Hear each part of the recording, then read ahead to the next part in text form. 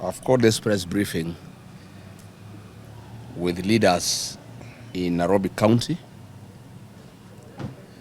And first and foremost, we wish to stand with the families of Kenyans who have lost their lives and property in the ongoing rains and floods, especially in Nairobi and its environs.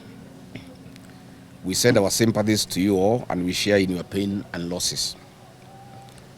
We also send our deepest sympathies to the victims of the Webuye road crash that left at least 14 people dead and others critically injured. This is extremely painful to our nation. At the risk of being called tribal, we raise issues of humanitarian concerns that are taking the style of targeted ethnic profiling of the Kikuyu, Embu, and Meru communities in Nairobi that is well calculated to rip them off economically by the Kenya National Highways Authority, the Nairobi Governor Sakaja, and William Ruto. I want to say that what is taking place in Nairobi is ethnic profiling that has targeted the people from the Mount Kenya region for destruction, economic ruin, and impoverishment. The demolitions of Githurai on the night of 18th February targeted members of the Kikuyu, Embu, and Meru. Again, on the 5th of March, in Roysambu, brutal demolition took place, again targeted the members of the Kikuyu, Embu, and Meru. On 8th March 2026, again, at Uhuru Market, the Mount Kenya traders were targeted. This is persecution of a community, it is ethnic profiling, and it is unacceptable. These actions are not only insensitive to the economic realities facing millions of Kenyans, but also raise serious questions about fairness, consistency, and the true motives behind the enforcement exercise. We are well informed of other targeted areas of demolitions that are predominantly Kikuyu, Meru, and Embu traders. These include Tsunami Market in Starehe constituency, Nyayo Market, Kamukuji Market, Ikoba Market, Molem, and Sete Cotton. We have information that William Ruto has ordered persecution of the Kikuyu, Embu, and Meru in Nairobi through brutal, inhuman evictions carried out at night and supervised by armed police officers. If the demolitions are genuine, why are they done under the cover of darkness? If it is genuine that public land and spaces should be vacated, why is Western Hotel standing tall on KCAA land and other properties owned by corrupt city officials and national politicians not touched? This double standard exposes a troubling pattern where the law appears harsh on the weak and strangely hesitant when it comes to powerful interests. Justice must never operate on the principle of strength versus weakness. The rule of law demands consistency. If structures sitting on road reserves or public land must be demolished, why is the law being applied selectively and targeting the Kikuyu, the Meru, and the Embu? What is good for the goose must indeed be good for the gator. We have intelligence information that President William Ruto has vowed to displace the Gema community that has a big vote in Nairobi by destroying their businesses and sending them back to the rural areas to deny them an opportunity to participate in the next general election within the county of Nairobi. And if William Ruto thinks and believes that his only problem in the country is the Mount Kenya communities, then he doesn't know what is happening in the rest of the country. It is not just the people of the Mount Kenya community that have a problem with this government, but the whole country. Targeting the Mount Kenya people is unacceptable, and we shall fight it at the risk of being called tribal.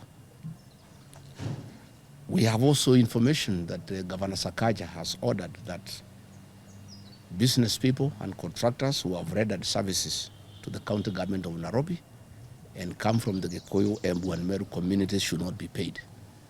They have been struggling for the last 3 years with pending bills, and this community has been targeted for impoverishment and being denied their rightful dues after doing work with the county government of Nairobi.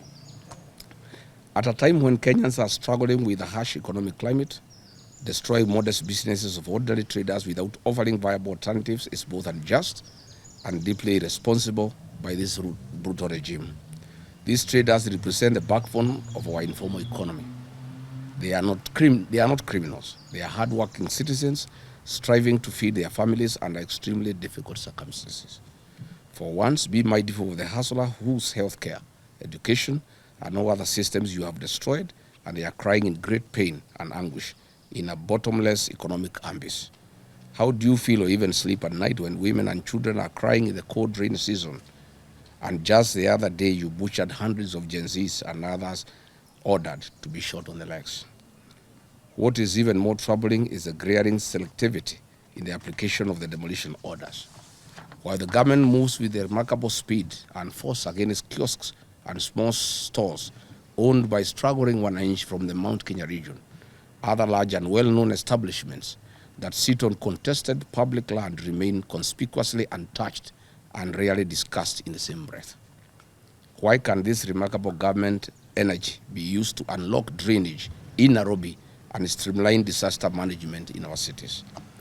Selective enforcement undermines public trust, fuels perceptions of political victimization, and deepens ethnic and social tensions in our country.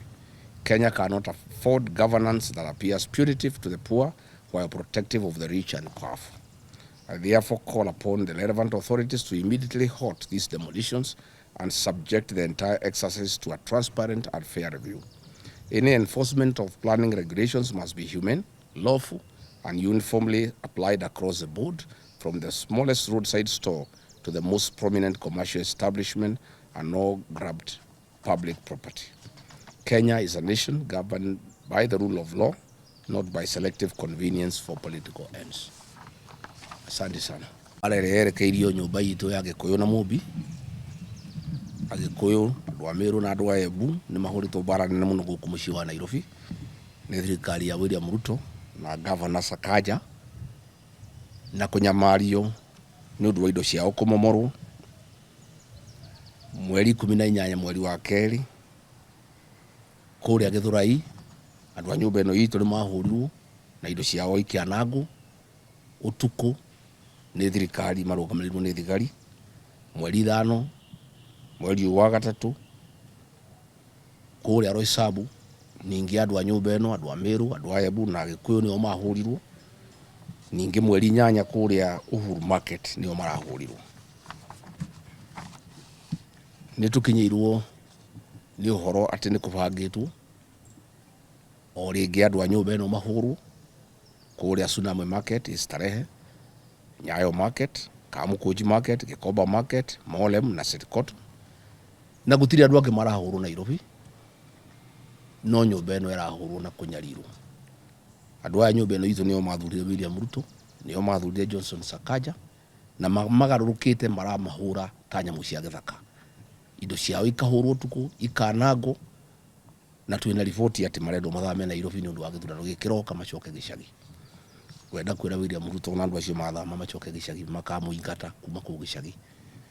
Na nĩ tũroria nĩkĩ aroria nyũmba ĩno itũ, tondũ andũ arĩa angĩ matirorio.